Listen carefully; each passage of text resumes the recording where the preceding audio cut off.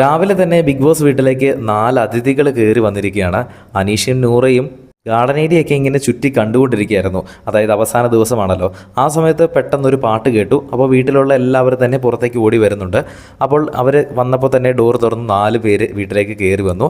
ഇവർ വന്നിരിക്കുന്നത് ഇവരുടെ ഒരു സീരിയലിൻ്റെ പ്രൊമോഷന് വേണ്ടിയിട്ടാണ്. ബിഗ് ബോസ് ഇന്ന് നാളെ അവസാനിക്കുമല്ലോ. അപ്പോൾ തിങ്കളാഴ്ച മുതൽ പുതിയൊരു സീരിയൽ ആരംഭിക്കുന്നുണ്ട്. അപ്പോൾ അതിൻ്റെ പ്രൊമോഷൻ്റെ ഭാഗമായിട്ട് വന്നതാണ്.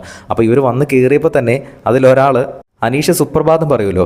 അപ്പോൾ അതുപോലെ അനീഷിൻ്റെ സുപ്രഭാതം പറയുന്നത് ഇവിടെ നിന്നല്ലേ എന്ന് പറഞ്ഞുകൊണ്ട് കൈയൊക്കെ ഇങ്ങനെ അനീഷ് സുപ്രഭാതം പറയുന്നത് പോലെ തന്നെ സുപ്രഭാതം എന്ന് പറഞ്ഞുകൊണ്ട് ആ നടനും അതുപോലെ തന്നെ കാണിക്കുന്നു.